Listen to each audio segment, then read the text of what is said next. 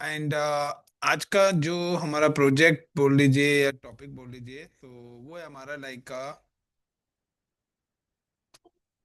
Upload data.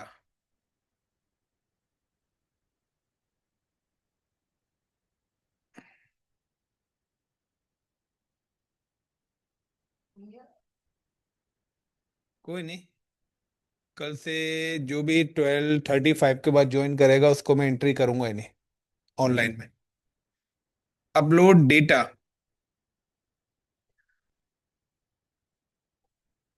In SAN storage या NAS storage बोल देता हूँ मैं। नेस स्टोरेज, तो हमें डेटा अपलोड करना है अपने कहाँ पर, नेस स्टोरेज के अंदर। अब गाइस, कॉन्सेप्ट क्या होता है ना, देखिए सबसे पहले आपको ना यहाँ पे एक टोपोलॉजी समझनी पड़ेगी। टोपोलॉजी का मतलब है कि लाइक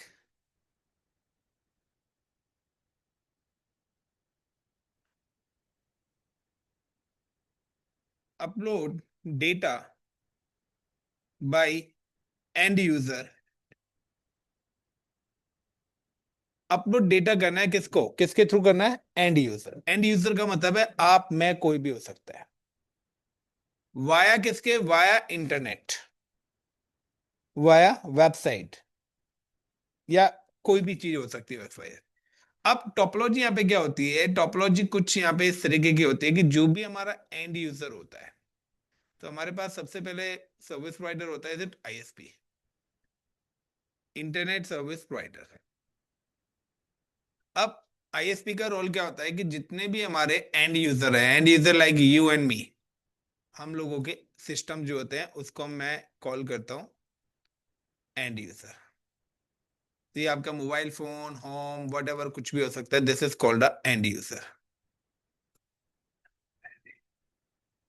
एंड यूजर है like is it user one is available, user two for any available for the any location, end user three. अब आपने क्या करा यहाँ पर, अब आपने यहाँ पे क्या करा, एक वेबसाइट सर्च करा लाइक www.iccpinfo.tech.com। आपने यहाँ पे कोई भी एक वेबसाइट ओपन करी, एंड जब भी आप इस वेबसाइट पे जाते हैं तो यहीं पर ही एक, मैं कहता हूँ कि सपोज कि यहाँ पे एक टैब आ रहा है अपलोड एंड डाउनलोड का, कि आपको कोई भी चीज डाउनलोड करनी है वो आप डाउनलोड कर सकते हैं, और कोई भी चीज आपको अपलोड करनी है वो डेटा आप अपलोड कर सकते हैं। सो एक होता है कि हमने ब्राउजर के थ्रू यानी कि वेबसाइट के थ्रू उस चीज को इंटरगेट करा हुआ है। दूसरा हमारे पास आता है, तो यहाँ पर जब भी वेबसाइट का होता है तो यहाँ पे मल्टीपल चीजें आती हैं, यहाँ पे स्टोरेज भी आता है, डेटाबेस भी। अब जब भी आप ये काम करते हैं तो ये जो हमारी रिक्वेस्ट है, ये रिक्वेस्ट हमारे सिस्टम से हमारे आईएसपी पे फॉरवर्ड होती है। अब आईसीसीपी इंफोटेक का कहीं ना किसी लोकेशन पे सर्वर होगा। गॉट इट द पॉइंट, कहीं ना किसी लोकेशन पे आईसीसीपी का एक सर्वर होगा, this is a ICCP server. And ये जो आईसीसीपी का सर्वर है, this server is available in cloud. वो क्लाउड पे भी हो सकता है, वो वर्चुअलाइजेशन पे भी हो सकता है, वो ऑन प्रेमाइस भी हो सकता है, वो डेवऑप्स के कंटेनर्स पे भी हो सकता है, वट कहीं भी हो सकता है। अब हमारी जो आईसीसीपी पे रिक्वेस्ट आएगी वो आईसीसीपी infotech.com सर्च करने पे आएगी नाउ, कि ये जो रिक्वेस्ट है, ये रिक्वेस्ट आपके सर्वर को हिट करेगी। अभी तक हम लोगों ने जो पढ़ा है, हमने ये वाला पैरामीटर्स पढ़ा है कि क्लाउड पर EC2 सर्वर्स कैसे बनाते हैं, उन पे वेबसाइट कैसे डिप्लॉय करते हैं। अब सर्वर्स को प्रोटेक्ट करने के लिए load balancer, auto scaling, route 53, ये नाम से कैसे एक्सेस होती है, सारी लैब्स हम कर चुके हैं A to Z। अब इससे आगे आता है कि जब भी रिक्वेस्ट मेरी आएगी तो वो मेरे इस वेबसाइट को हिट करेगी। सो अब आपको अगर कोई भी डेटा अपलोड करना है, कोई भी डेटा डाउनलोड करना है, तो अगर हमने वो डेटा सर्वर पे रखा हुआ है और सर्वर क्रैश कर गया तो डेटा भी लॉस हो जाएगा। तो इफ यू रिमेंबर कि प्रीवियस लेक्चर्स में हम लोगों ने लोड बैलेंसर और ऑटो स्केलिंग करा। अब किसी मशीन पे 500 जीबी डेटा है, सपोज करिए किसी सिस्टम पर 500 जीबी डेटा है, और ऐसे 500 सर्वर्स हैं उसके पास, तो क्या यानी कि हर सर्वर पे वो 500 जीबी डेटा स्टोर करेगा, यानी कि एक ही डेटा की 500 कॉपी क्या हो रही है, क्रिएट हो रही है। यस या नो। और दूसरा अगर वो लॉस हो गया, यानी कि सर्वर अगर क्रैश कर गया, तो दूसरा सर्वर ऑटोमेटिकली 2 मिनट में नहीं बनेगा, क्योंकि जितनी ज्यादा एप्लीकेशन होंगे उतना ज्यादा ही वो टाइम भी लेगा। Got it everyone? Sandeep, Raghav, Anil, everyone, is it clear the point? तो इस केस में कंपनी क्या कहती है कि कंपनी जो अपना इंफ्रा बनाती है, कंपनी इंफ्रा किस स्टेप्स का बना के चलती है। सो मैं थोड़ा सा इस इंफ्रा को यहाँ पे चेंज कर रहा हूँ। कंपनी क्या करती है कि हम लोगों ने यहाँ पर बनाते थे, इफ यू रिमेम्बर, कि हम लोगों ने यहाँ पर अपना एग्जीक्यूट करा था इंफ्रा लाइक का टारगेट ग्रुप। सो हम लोगों ने यहाँ पे बनाया था टारगेट ग्रुप। टारगेट ग्रुप क्या है? Target group is a collection of multiple servers. जो हमारा टारगेट ग्रुप है वो हमारा मल्टीपल सर्वर्स का है। Is it clear the point? So guys, कल से कोई भी क्लास ज्वाइन करेगा, 12:35 लास्ट टाइम है, उसके बाद मैं किसी को भी अलाउड नहीं करूंगा, ना ऑफलाइन के अंदर और ना ही ऑनलाइन के अंदर। मैं लॉक कर दूंगा लैब भी, और ऑनलाइन में किसी को एक्सेप्ट भी नहीं करूंगा। सो 12:35 आपको ज्वाइन करना है, उससे पहले। तो लाइक अब यहाँ पे क्या आ रहा है? Target group. तो टारगेट ग्रुप को हमने कनेक्ट करा था किसके साथ? Now we have connect the target group with the load balancer. हमने टारगेट ग्रुप को कनेक्ट करा हुआ था अपने लोड बैलेंसर के साथ। लोड बैलेंसर हमारा कनेक्ट था रूट 53 के साथ। तो इस तरीके से हम लोगों ने ये सर्विसेज बनाई थी कि हमारी आईएसपी से कोई रिक्वेस्ट आ रही है, तो सबसे पहले वो रिक्वेस्ट हमारी रिडायरेक्ट होगी रूट 53 पे, जहां पे हमें डोमेन नेम मिलता है रूट 53। एंड रूट 53 से it's redirect in load balancer. ये रिक्वेस्ट हमारी रीडायरेक्ट हो रही है लोड बैलेंसर पे।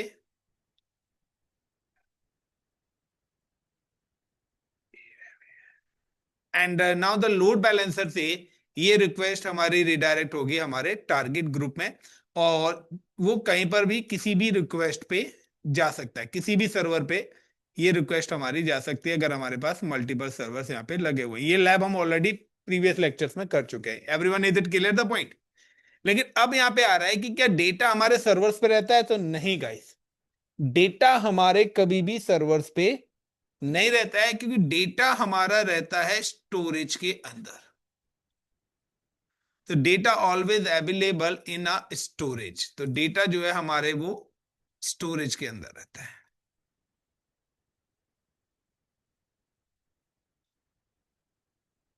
एंड स्टोरेज की कनेक्टिविटी हम लोग करके रखते हैं सर्वर्स के साथ। स्टोरेज की कनेक्टिविटी हम कहां पे करके रखते हैं? इन डेडिकेटेड सर्वर्स के साथ हम स्टेप्स की कनेक्टिविटी बनाते हैं कि कोई भी सर्वर पे रिक्वेस्ट आती है तो डेटा एक सेंट्रल पॉइंट पे, और डेटा मेरा कहां पे पड़ा हुआ है? इस डेडिकेटेड लोकेशन पे पड़ा हुआ है। इससे बेनिफिट क्या है? मुझे हर सर्वर पे डेटा रखने की जरूरत नहीं है। तो ये एक सेंट्रलाइज है जीमेल, इसका एग्जांपल है। जीमेल की मेल एक सेंट्रल पॉइंट पर ही रखी हुई है, कंट्री वाइज नहीं है। आप जब भी, तो इसलिए क्या है कि अब मेरे पास अगर 1000 सर्वर है तो मैं 1000 कॉपी थोड़ी ना क्रिएट करूंगा, मेरी तो कॉस्ट काफी ज्यादा आ जाएगी। यानी कि अगर एक डेटा 100 GB का है, तो मतलब 100 GB मुझे एक बंदे के लिए 1000 बार देना पड़ेगा, और वो दे क्या रहा है? मुझे कुछ भी नहीं। सो यहां पर जो है इस टाइप्स का इंफ्रास्ट्रक्चर बनता है। तो यहां पर भी सेम क्या आ गया? डेटा आ गया। अब डेटा क्या है? सर्वर्स के साथ एंड पॉइंट्स के थ्रू हम क्या करते हैं? एपीआई गेटवेज के थ्रू हम यहाँ पर इनकी कनेक्टिविटीज को एग्जीक्यूट कराते हैं। सो अब आज का टॉपिक ये कि अब डेटा के लिए हम क्या करते हैं? यहाँ पे डेटा के लिए डेटा बैकअप भी बनाते हैं। कि मैं यहाँ पे क्या करेंगे, हम लोग यहाँ पे क्या करेंगे, एक और अपना, एक और यहाँ पे एक और मैं डेटा स्टोरेज यहाँ पे क्रिएट कर रहा हूँ। Like this is another data storage is available. ये हमारे पास एक और डेटा स्टोरेज यहाँ पर अवेलेबल है। These are the two data storages. हमने दो डेटाबेसेस बनाए कि इन केस अगर हमारा एक डेटाबेस फेल हो गया तो दूसरा डेटाबेस के अंदर तो डेटा रहे। तो यहाँ पे क्या है कि लाइक कि पहला डेटाबेस सपोज करिए मैं MUM मुंबई में बना रहा हूँ। डेटाबेस नहीं है, इट्स ए स्टोरेज। सो मुंबई में बना रहा हूँ, इसका मैंने दे दिया लाइक का ICCP STORAGE 1। सपोज करिए इसका नाम मैंने स्टोरेज 1 दे दिया। एंड मैं चाहता हूं कि अगर इस स्टोरेज के अंदर कोई भी डेटा आता है तो उसकी एक कॉपी सिंगापुर में भी बन जाए। उसकी एक कॉपी कहां पे बन जाए? सिंगापुर में बन जाए। ये आपका स्टोरेज 2 हो जाए मेरा। क्लियर? एंड नाउ इन दोनों स्टोरेज के बीच में आई एम इनेबल अ रेप्लिकेशन। मैं इन दोनों स्टोरेज के बीच में एक रेप्लिकेशन इनेबल करूंगा। Enable replication.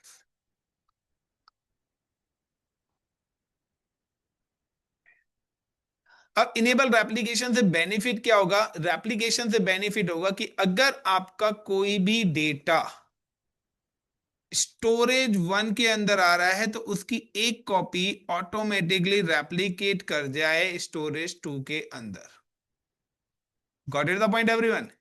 कि अगर आपकी कोई भी डेटा स्टोरेज 1 के अंदर आ रहा है तो उसकी कॉपी, एक कॉपी कहां पे आ जाए ऑटोमेटिकली?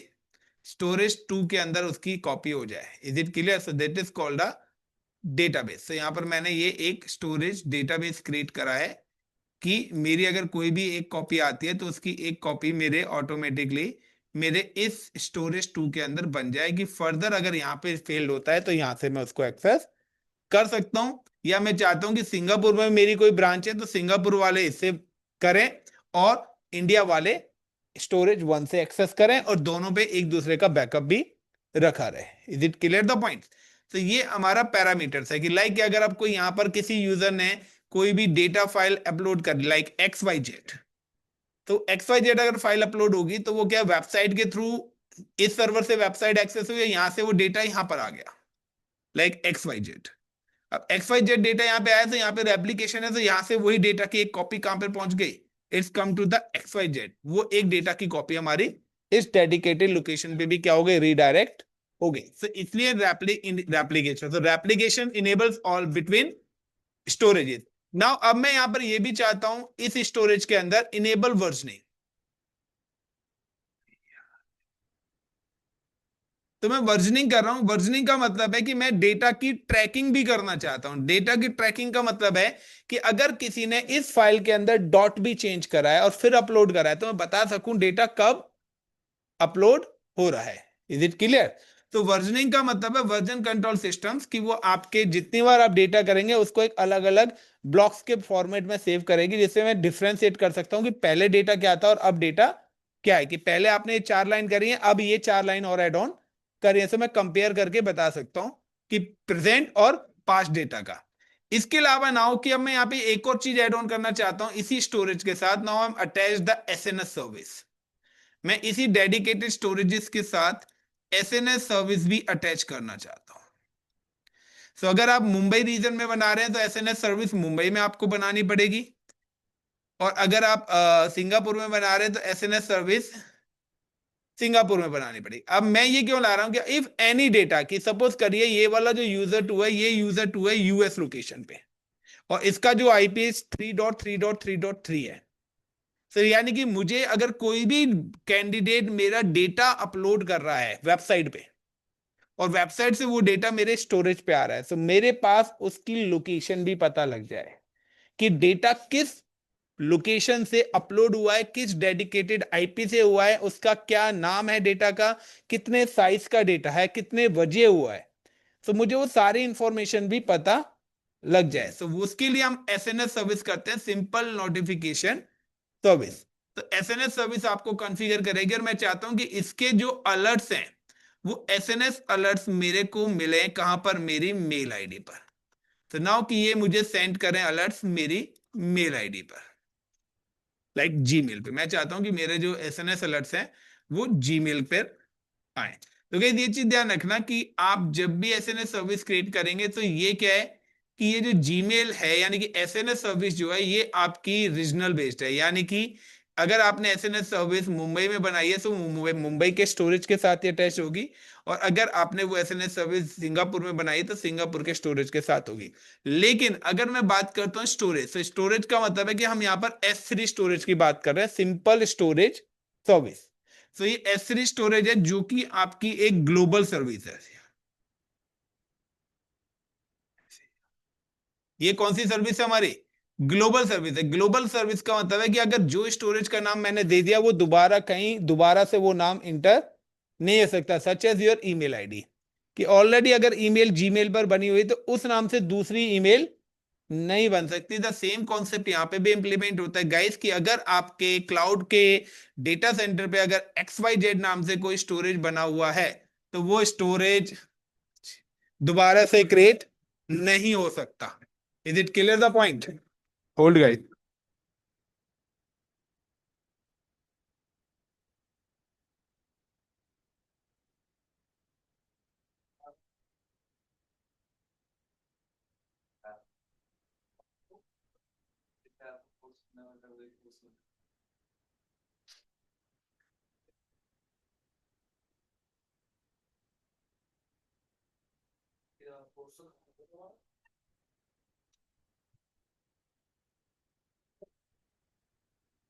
गाइस क्लियर है इतना?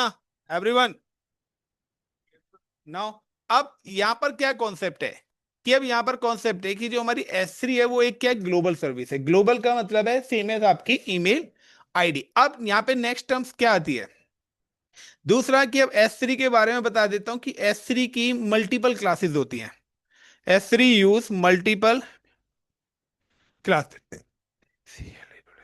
क्लासेस का मतलब है टाइप्स ऑफ S3, यानी कि टाइप्स ऑफ S3 का मतलब आपसे पूछ सकता है कि टाइप्स ऑफ S3 स्टोरेजेस क्या है। तो यहाँ पे अगर हम टाइप्स ऑफ S3 स्टोरेजेस की बात करते हैं तो टाइप्स ऑफ S3 स्टोरेज का मतलब है single zone storage, multi zone storage. Single zone storage हो गया, मल्टी जोन स्टोरेज हो गया, ठीक है ना। या आपके पास आ गया लाइक का ग्लेशियर हो गया। से डिफरेंट डिफरेंट टाइप्स के क्या है आपके पास S3 स्टोरेजेस है। S3 स्टोरेजेस का कॉन्सेप्ट क्या है कि आप अगर सिंगल जोन करेंगे तो क्या होगा, अगर आप ग्लेशियर करेंगे तो क्या होगा, तो ये चीज आपको थ्योरेटिकली क्लियर करनी पड़ेगी। तो यहाँ पे दूसरा क्या है कि in a single storage size is 512 TB। आपका एक सिंगल जो स्टोरेज क्लाउड का है उसकी जो कैपेसिटी है वो 512 TB, यानी कि approximately 5 lakh GB।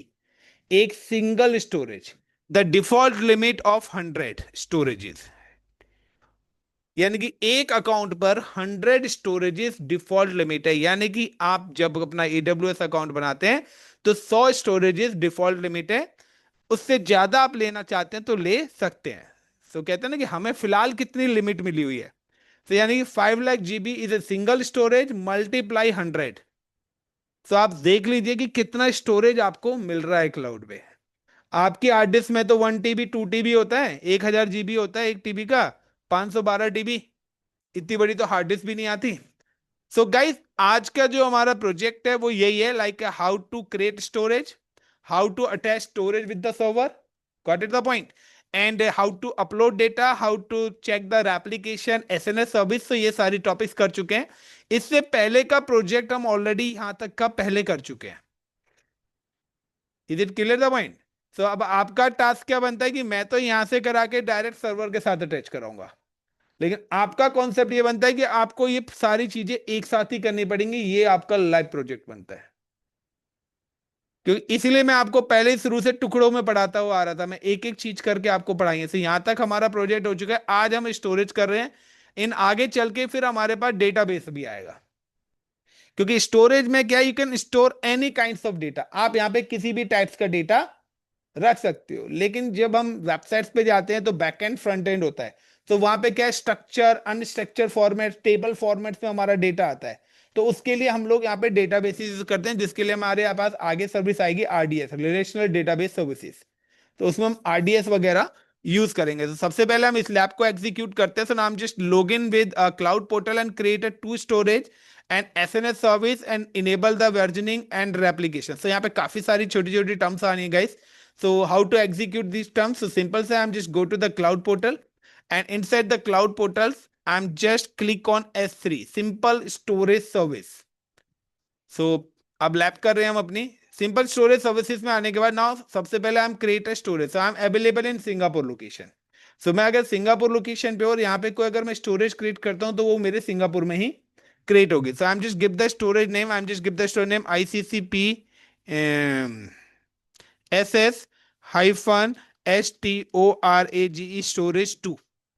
Second storage में क्रिएट कर रहा हूं and give the name object. So यहां पर क्या है कि ऑनरशिप। सो ऑनरशिप का मतलब है कि आप जब भी कोई भी डेटा इंस्टॉल करना चाहते हैं यानी कि रखना चाहते हैं तो उसके लिए ACL इनेबल्स है। और ऑब्जेक्ट राइटर का मतलब है कि दो चीज होते हैं, एक होता है स्टोरेज और ऑब्जेक्ट होता है डेटा। तो डेटा के क्या परमिशन आप देना चाहते हैं। सो अभी फिलहाल मैं यहां पे दे रहा हूं उसको पब्लिक एक्सेस, कि कहीं भी किसी भी लोकेशन पर हम इसके स्टोरेज का डेटा एक्सेस कर सकते हैं। उसके अंदर उसको पब्लिक एक्सेस के राइट्स दे सकते हैं। वर्जनिंग, सो वर्जनिंग में इसलिए इनेबल कर रहा हूं कि मैं उसको ट्रैकिंग भी करना चाहता हूं डेटा की, यूजर ने आज अपलोड क्या करा है, कल क्या अपलोड करा है। अब हो सकता है कुछ यूजर है कि कल का काम आज ही अपलोड करके चले गए, कल पूरे दिन घूम रहे हैं और बोल देते हैं सर ये काम तो मैंने आज ही करा है। तो मेरे पास अगर वर्जनिंग है तो मैं ट्रैक कर सकता हूं कि आपने कब कहां पे कौन सी चीज अपलोड करी है। ओके, तो कौन सी चीज कब आपने कहां पर अपग्रेड करी है, तो वो चीज आप यहां पर हम कर सकते हैं। सो नाउ हम enable the versioning and now create. So as per the diagram guys, now कि अभी मैंने यहां पर क्या करा है, ये सिंगापुर वाली बकेट्स बनाई है और इस पर वर्जनिंग इनेबल करी है। Is it clear? अब देखिए आपके पास दो ऑप्शंस हैं कि ऐसा भी हो सकता है कि आपके पास कुछ स्टोरेज ऐसे हो जिस पे वर्जनिंग इनेबल ना हो, कुछ स्टोरेज ऐसे हो जिस पर परमिशंस ना हो। दोनों में फर्क क्या आएगा? तो दोनों में फर्क यह आएगा कि अभी मैं आपको पहले सिंगापुर स्टोरेज के बारे में बताता हूं कि अगर आपको इस पर डेटा अपलोड करना है तो सिंपल सा you can click on storage and now upload data. And upload data करने के बाद नाम just click on like upload files या फोल्डर्स वट कुछ भी करनी है। मैं यहाँ पे कर देता हूँ लाइक ऐड फाइल्स। एंड मेरे डेस्कटॉप पे काफी सारी फाइल्स पड़ी हुई हैं। मैं यहाँ पर ये वाली फाइल नहीं, ये वाली फाइल मैं ले लेता हूँ फिलहाल। तो मैंने यहाँ पे ये एक फाइल ले लिया and now click on upload. So जब भी आप अपलोड करेंगे तो उसकी प्रॉपर्टीज में जाएंगे तो यहाँ पर ये आपके पास क्लासेस आ रही है। What is standard, what is intelligent tyre, standard AI, one zone, glacier. से ये आपके S3 की टाइप्स हैं। क्या बैकअप ड्यूरेशन है, कितनी टाइम तक ड्यूरेगा, पर जीबी फीस क्या होगी, ये सारी चीजें। तो ये आपके इंटरव्यूज में पूछी जाती हैं कि what is the storage classes, S3 storage classes क्या है। सो इनको स्टोरेज क्लासेस भी बोलते हैं या कुछ बोलते हैं स्टोरेज टाइप्स। बट जो सही बंदा होगा जो डेडिकेटेड क्लाउड पे ले रहा होगा इंटरव्यू, तो वो आपको बताएगा स्टोरेज क्लासेस कौन कौन सी होती हैं। अब आपने बताया तो पूछ सकता है ओके स्टैंडर्ड एंड स्टैंडर्ड आईए में क्या फर्क है, या आपका ग्लेशियर इसमें कैसे। यहाँ पे गाइस फर्क है कॉस्ट का, फर्क है बैकअप। तो यहाँ पे देखिए कि ये जो स्टैंडर्ड है ना, ये 3 जोन में है, यानी कि यहाँ पर एक बैकअप क्रिएट हो रहा है। यानी कि जब भी आप, मैंने एक स्टोरेज क्रिएट करा है AWS ने उसकी 2 कॉपीज और क्रिएट कर दी होंगी अपनी यहाँ पे, जो हमें शो नहीं होंगी। तो वो यहाँ पे बता के चला है कि अगर आप स्टैंडर्ड यूज कर रहे हैं तो यहाँ पे more than 1 a month with the millisecond of access, ये तो है फ्रीक्वेंटली एक्सेस। लेकिन यहाँ पर जो है ये आपका 3 जोन के अंदर क्रिएट हो जाएगा, यानी कि आपका एक ही डेटा 3 लोकेशन पर रहेगा, उसी के हिसाब से इसके चार्जेस होंगे। लेकिन यहाँ पे एक 1 जोन भी आ रहा है, तो यहां पर अगर ये स्टोरेज क्रैश हुआ तो आपका डेटा भी क्या हो जाएगा, कंप्लीटली लॉस हो जाएगा। सो यहाँ पर कौन सा डेटा रखना है, कोई आपके पास ऑलरेडी डेटा आपके घर पे अवेलेबल है, आपके अदर सिस्टम में अवेलेबल है, ऑन प्रीमाइस स्टोरेज के अंदर अवेलेबल है, तो आप 1 जोन लीजिए। क्यों अननेसेसरी का दो, क्योंकि अगर आपका एक की 1 लाख रेंट जा रहा है महीने का, तो 3 जोन का अप्रोक्सीमेटली 2 या 3 लाख के आसपास जाएगा। तो यहां पर उस हिसाब से सिलेक्शन करना है। नाउ कि मेरे पास अभी मैंने स्टैंडर्ड लिया, तो मैंने जो बाय डिफॉल्ट होता है वो स्टैंडर्ड ही होता है इसका। तो स्टैंडर्ड में क्या होता है, यहाँ पे क्या है कि जो नीचे ग्लेशियर्स हैं इनमें आपको डाउनलोड का पैसा देना होता है। यानी जब आप डेटा डाउनलोड करेंगे तब आपके चार्जेस लगेंगे, डेटा अपलोड करने के कोई भी चार्जेस नहीं है। बट ग्लेशियर में डेटा अप टू 12 आवर्स, आप जब रिक्वेस्ट डालेंगे तो 12 घंटे लग जाएंगे आपके पास डेटा डाउनलोड होने में। लेकिन स्टैंडर्ड में इमीडिएटली आपका पास डेटा एक्सेस हो जाएगा। तो उसके हिसाब से ये क्या है, आपकी सर्विसेज है कि आपके पास कोई ऐसा डेटा है जिसको साल 2 साल 4 साल में आप यूज करना चाहते हैं, तो आप उसको सस्ते वाले स्टोरेज में रखोगे। और कुछ ऐसी एप्स है जिनको आप डेली रूटीन में यूज करते हो, दिन में 20 बार ओपन करते हो, तो आप उनको स्टैंडर्ड में रखोगे, क्योंकि उनका तो आपको फास्ट एक्सेस चाहिए ना, एवरी डे चाहिए, दिन में 10 से 20 बार चाहिए। सो नाउ कि डेटा की क्वालिटी के हिसाब से, डेटा के यूज के हिसाब से ये आपकी स्टोरेज की क्लासेस बनाई गई हैं। Now click on upload. अभी मैंने यहाँ पे डेटा अपलोड कर दिया है। अब इस डेटा को कोई भी आप में से अगर एक्सेस करना चाहता है तो यू कैन सी कि स्टार्टिंग में जब मैंने स्टोरेज बनाया था तो वहां पर मैंने आपको परमिशन बताई थी पब्लिक एक्सेस की। तो नाउ कि अगर मैं इस डेडिकेटेड डेटा पे क्लिक करता हूं, तो ये मेरी डेटा फाइल है, अगर मैं इस डेटा पे फाइल पे क्लिक करता हूं और क्लिक करने के बाद ये किसी एंड पॉइंट जैसे आपका गूगल ड्राइव के अंदर आता है, सेम एज इसी तरीके से यहाँ पर भी डेटा का एंड पॉइंट आता है, now just copy and click on browser. अभी क्या है, ये डेटा आपको एक्सेस नहीं देगा, ये अभी एरर देगा, क्योंकि मैंने अभी डेटा तो अपलोड करा है, बट डेटा का लिंक भी आप सभी को शेयर कर दिया है, बट डेटा पब्लिश होगा या नहीं, तो मुझे पहले इस डेटा फाइल को पब्लिक के राइट्स देने पड़ेंगे। सो जितनी बार भी आप डेटा अपलोड करोगे, सो बाय डिफॉल्ट उस पर पब्लिक एक्सेस नहीं होगा। अब आप उस डेटा को पब्लिकली देना चाहते हो या नहीं देना चाहते, तो उसके लिए मैं चाहता हूं कि इसको पब्लिकली हो, तो मैं ये एंड पॉइंट शेयर कर दूंगा। नाउ अब मैं क्या करूंगा, I am just go to the action, object, action, और यहां पे आ रहा है make public using ACR. Is it clear guys? ये ऑप्शन आपको तभी विजिबल होगा जब आपने बकेट्स बनाते वक्त पब्लिक एक्सेस और ऑब्जेक्ट राइटर्स को परमिशंस दे रखी है। अगर वहां से वो डिसेबल्ड है तो ये ऑप्शन भी यहां पर क्या होगा, डिसेबल होगा। लाइक मैंने यहां पे दिया public using access make a public, तो ये सक्सेसफुली हो गया। अब मैं अगर यहाँ पे रिफ्रेश करता हूं, सो यू कैन सी कि वो जो फाइल है वो यहाँ पर ओपन हो गई। सही। लेकिन अब मैं जब दूसरी बकेट बनाऊंगा वहां पर भी यही चीज दिखाऊंगा, वहां पर मैं ये सारे एक्सेस आपको नहीं दूंगा। सो एक तो था कि ड्यूरिंग कि आप जब परमिशन दे रहे हैं तो एक तो आपका स्टोरेज बना दो, बट हो सकता है कि जब आप इंडस्ट्री में जाएं तो आपको स्टोरेज बने हुए मिले। Got it? सो जब आपके पास स्टोरेज बने हुए मिलेंगे, so now as per the diagram I am just create another storage, जो कि हम अपने मुंबई लोकेशन पे क्रिएट कर रहे हैं, क्योंकि उसकी बैकअप कॉपी मैं कहां पे रखना चाहता हूं, सिंगापुर में। सो अभी मैंने सिंगापुर में एक बनाया है जिसका नाम मैंने स्टोरेज 2 दिया है। Now just go to the Mumbai,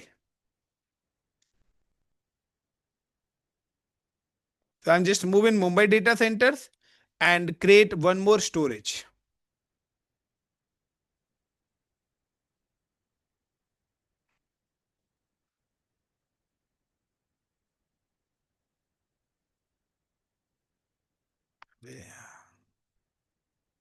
Create, यार सिंगापुर में आ गया क्या दोबारा से?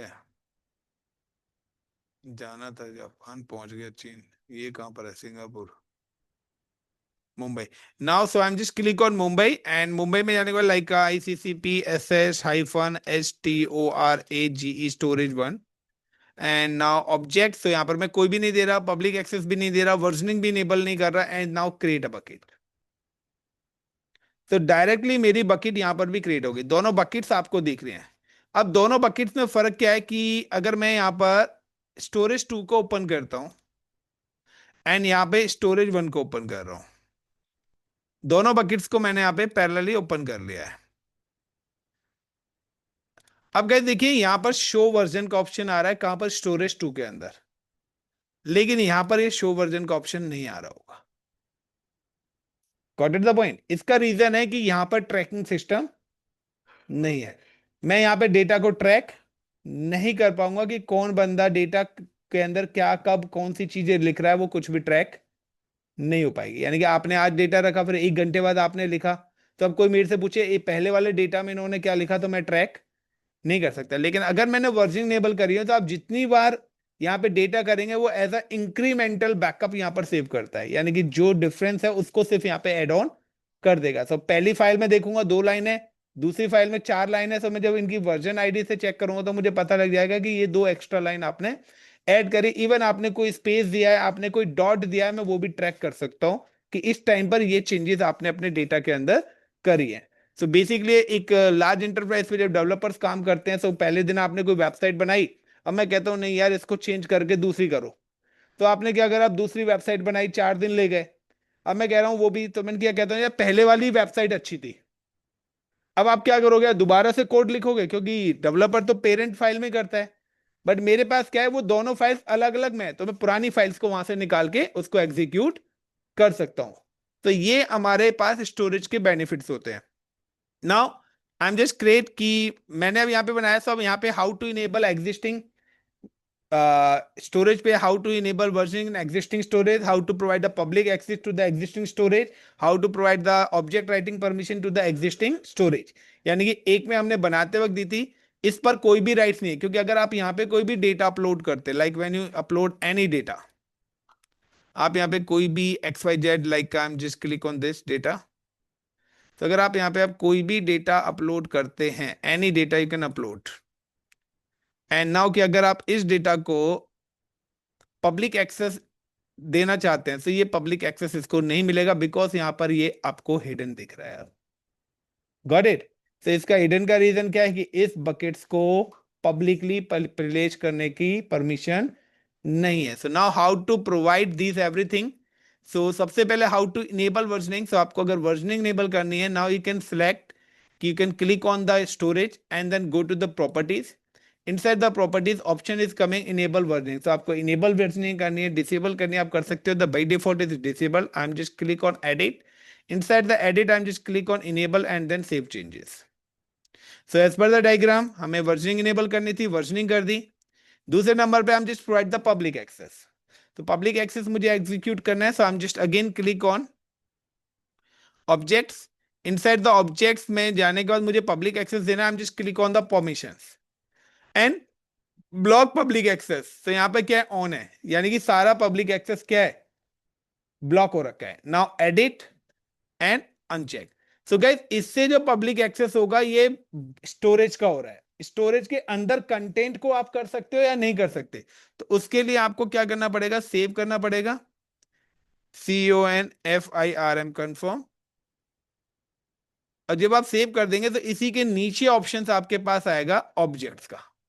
तो नाउ क्लिक ऑन एडिट्स और आप ऑब्जेक्ट्स को भी परमिशन देना चाहते हैं तो आप यहां से ऑब्जेक्ट राइट की परमिशन भी दे सकते हैं. And now click on save changes. अब जब ये दोनों परमिशंस मैंने यहाँ पे दे दिए, so now you can check कि अब आप जब अपने स्टोरेज पे क्लिक करेंगे लाइक स्टोरेज 1 पे, और now you can just click on data और यहाँ पे आप डेटा पे क्लिक करेंगे and now you can go to the object. तो यहाँ पे अब आपको मेक पब्लिक के एक्सेस मिल गए और यू कैन सी कि आपके पास यहाँ पर शो वर्जन का ऑप्शन भी आ गया. तो now guys I am created 2 storages. अब मैं चाहता हूं कि इफ एनीवन, कोई भी बंदा इसके अंदर डेटा अपलोड करे तो उसके अलर्ट्स आए. सो अलर्ट्स के लिए now we can use SNS service. But SNS service create करने से पहले आई एम इनेबल वर्जनिंग. तो इनेबल वर्जनिंग मैं इसलिए कह रहा हूं कि व्हेन कि if any user upload a data, अगर किसी ने XYZ डेटा अपलोड करा है तो वो डेटा मेरे स्टोरेज 1 के अंदर आना चाहिए और उस 1 से उस स्टोरेज की एक कॉपी कहां पर आ जाए, मेरे सिंगापुर के अंदर आ जाए. तो ऑटोमेटिकली रेप्लिकेशन भी यहां पर चलता रहे. So how to enable replication, now you can see guys. और एक इंपॉर्टेंट पॉइंट कि before enable replication enable the versioning. So versioning enable होना जरूरी है रेप्लिकेशन के लिए. अगर आपके स्टोरेजेस पर वर्जनिंग इनेबल नहीं है तो आपकी रेप्लिकेशन भी इनेबल नहीं होगी. So now I am just connect both storage with each other जिससे डेटा मेरा. अब यहाँ पे जो है वर्जनिंग जो है, सॉरी इनेबल जो है वो वन साइडेड होती है कि आप डेटा मुंबई टू सिंगापुर लाना चाहते हैं, सिंगापुर टू मुंबई. तो अगर आप इस तरीके से करना चाहते हैं तो 2 रेप्लिकेशन आपको क्रिएट करनी पड़ेगी. राइट नाउ हम क्रिएट अ 1 कि मैं चाहता हूं मुंबई टू सिंगापुर मेरा डेटा क्या हो, रेप्लिकेट हो. अगर आप चाहते हैं सिंगापुर टू वहां भी हो तो आप वाइस वर्सा वाला भी कर सकते हैं. Now I am just click on storage and inside the storage यहाँ पे ऑप्शंस आपके पास आ रहा है properties, sorry management. Inside the management option is coming the replication rules. Now the create application rules. So यहाँ पे मुंबई लोकेशन पे हूँ, वो ऑटोमेटिकली मुंबई को सिलेक्ट कर लेगा यहाँ पे. So replication rule name like MUMBAI Mumbai -2-SINGAPORE Singapore. So Mumbai to Singapore में रेप्लिकेशन करना चाहता हूँ. स्टेटस इनेबल्स सोर्स बकेट उसने ऑटोमेटिकली सिलेक्ट कर लिया. लोकेशन क्या है उसकी, मुंबई है. अब हो सकता है कि कोई दूसरी लोकेशन सिंगापुर में है. सो अब मेरे पास क्या है, दूसरी जो बकेट्स है डेस्टिनेशन कहां पर है, choose a bucket in another account. नहीं, अभी तो सेम ही अकाउंट पर है. हो सकता है कि एक अकाउंट मेरे पास हो और दूसरी लोकेश ने बना रखी है, तीसरी शाहरुख ने बना रखी है, चौथी सौरभ ने बना रखी है. तो अलग अलग अकाउंट्स, अलग अलग कंट्रीज भी मेरी हो सकती हैं. Now I am select choose a bucket in this account. इसी अकाउंट का है. Now browse and select the Singapore. So storage 1 already select है. दूसरा जो एप्लीकेशन करना चाहता हूं स्टोरेज के साथ 2 के साथ. नाउ जो कि स्टोरेज 2 पे है, चूज फ्रॉम एग्जिस्टिंग रोल्स. मैंने यहाँ पे क्रिएट न्यू रोल्स कर देता हूँ. सो आगे हमारा स्टोरेज के बाद IAM रोल वाला ही टॉपिक स्टार्ट होगा तो वो हम पढ़ेंगे. तो आपको यहाँ पे IAM रोल्स का पता लग जाएगा.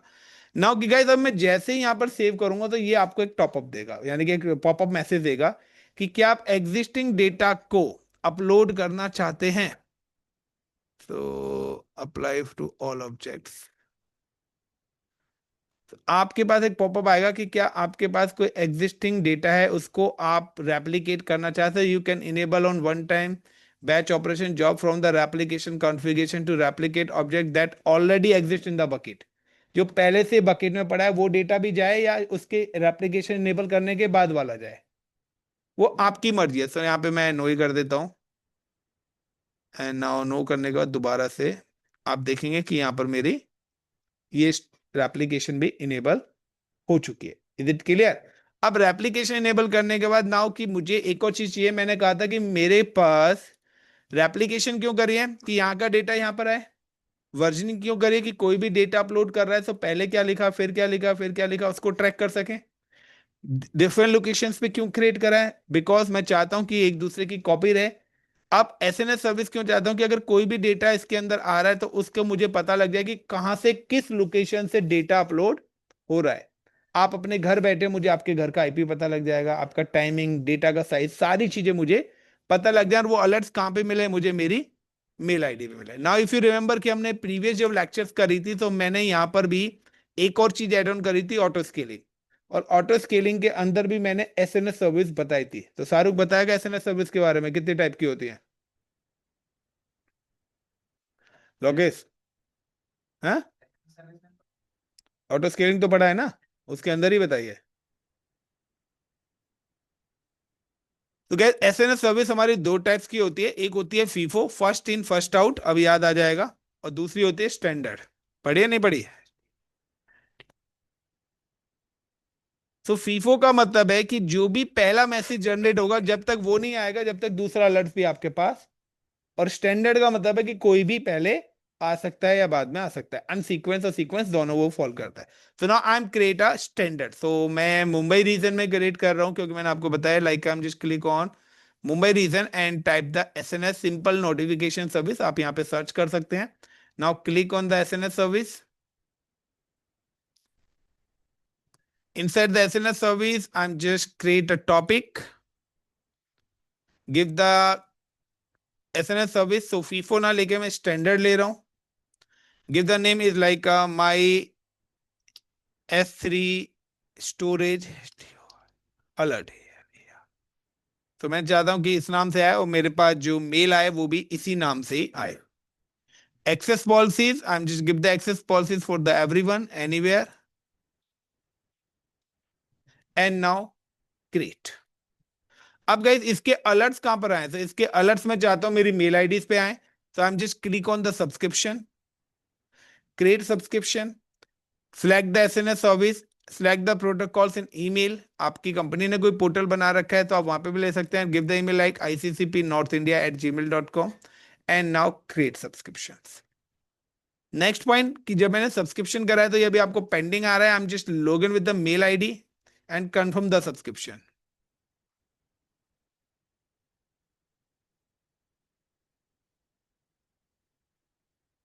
तो आप देखेंगे यहाँ पर मेरे पास मेल है, कभी कभार इनबॉक्स में आती है, इनबॉक्स में नहीं आती है तो आप स्पैम में चेक कर सकते हैं. तो मेरे पास इनबॉक्स में नहीं आई है, so I am just come to the spam. तो आप देख रहे हैं माई S3 स्टोरेज अलर्ट के नाम से यहाँ पे मैसेज आ गया है. Now click on confirm. Is it clear? जैसे मैंने यहाँ पे कंफर्म करा, now you can see the storage. आप एसएनएस सर्विस की सेटिंग्स देखिए पहले कि वो आपको यहाँ पर कंफर्म शो दिख करेगा. सो नाउ पेंडिंग है, I am just again click और refresh. So it's confirmed. So मेरी एसएनएस सर्विस होगी. Now attach SNS service with the storage. So if you can create the SNS service in Mumbai, now SNS service attached with the Mumbai resources. So ये आपकी एक regional based service है. जिस reason में जिस country में आप बनाएंगे उसी कंट्री की रिसोर्स के साथ ही अटैच होगी और उसी के ही अलर्ट्स आपको, उसी के ही नोटिफिकेशन आपको प्रोवाइड कराएगी. तो now I am just come to the कहाँ जाना था, स्टोरेज. तो it's a Mumbai storage. So how to कि मेरे पास जो मुंबई स्टोरेज है,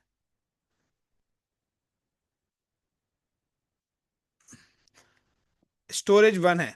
Got it the point? So this is a storage 1. I'm just click on storage 1. So how to attach SNS service with storage 1? So click on the properties और inside the properties यहाँ पर आएगा events notifications के नाम से. This is the event notification. Send a notification when the specific event occurs in your buckets. कुछ भी आपके buckets के अंदर एज इट, कोई डिलीट कर रहा है, कोई अपलोड कर रहा है, कोई कट कर रहा है, कोई कॉपी कर रहा है, कोई पेस्ट कर रहा है, मुझे हर चीज के अलर्ट चाहिए या किसी dedicated. So create event, give the name is like my ALART alerts. अब किस चीज के अलर्ट्स मैं चाहता हूं? सो लाइक का मैं चाहता हूं ऑल ऑब्जेक्ट क्रिएट, मतलब कोई भी कुछ भी अपलोड इसके अंदर कर रहा है XYZ, या ऑल ऑब्जेक्ट रिमूव. या कोई भी इसमें से डिलीट कर रहा है, इरेज कर रहा है, या आप डेडिकेटेड कट कॉपी पेस्ट देना चाहते हैं, आप अपनी नीड के थ्रू कर सकते हो। और कहां पर अलर्ट्स मिले? दिस अलर्ट्स मेरे को मिले via SNS service. And now select the, कि जो मैंने एसएनएस सर्विस बनाई थी वो ऑटोमेटिकली यहाँ पर आ जाएगी। अगर आपने गलत बनाई है तो वो यहाँ पे शो नहीं होगी। Now save changes.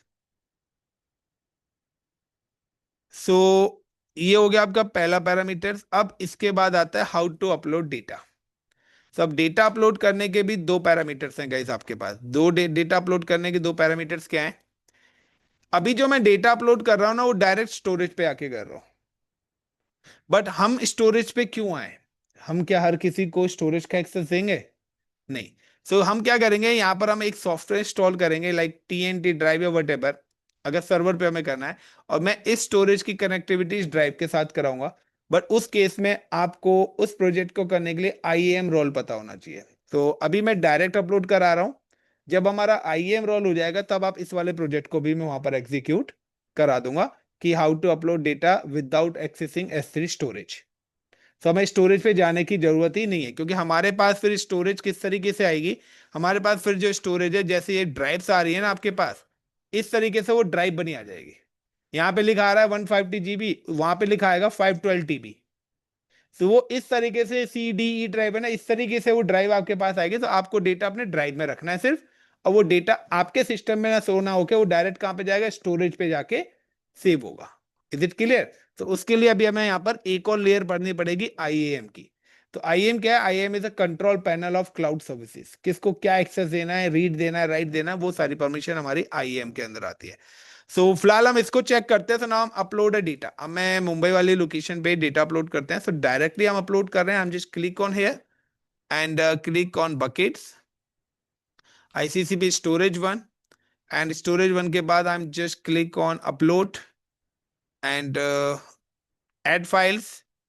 एंड यहाँ पे ऑल है। ऑल के अंदर मेरे पास AWS login, AWS cloud, code commit, cyber security, IP address, June git token. तो ये मैंने यहाँ पर अपलोड कर दिया।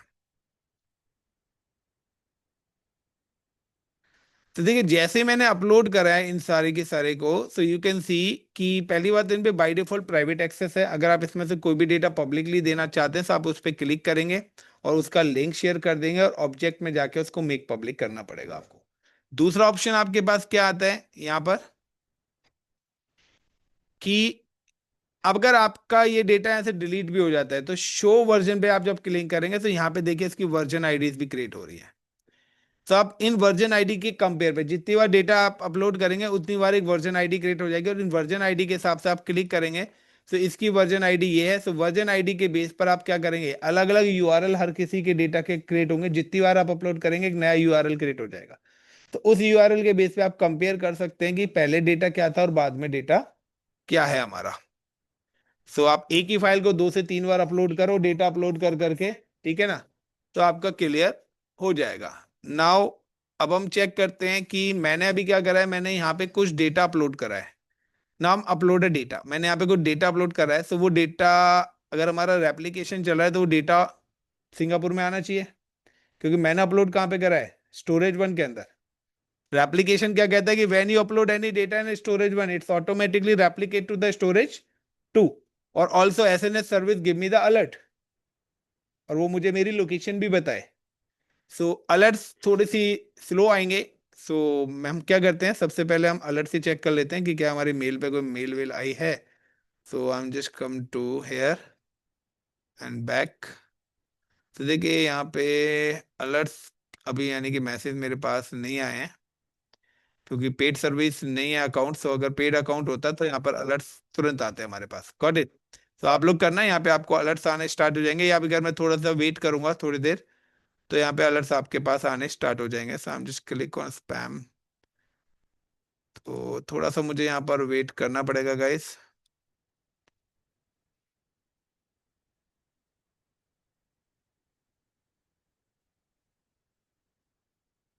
सो आगे चलते हैं, अपना डेटा चेक करते हैं। So I am just click on here. So मैंने जो डेटा अपलोड करा था गैस, वो मैंने करा था स्टोरेज वन के अंदर। नाउ चेक कि मुझे अब स्टोरेज 2 के अंदर चेक करना है अपना डेटा। तो ये मेरा स्टोरेज 2 है। Now refresh. तो ये देखिए सारा डेटा यहाँ पर भी आ गया। तो ये स्टोरेज कौन सी, दिस इज आईसीसी स्टोरेज 2 जो कि सिंगापुर में है।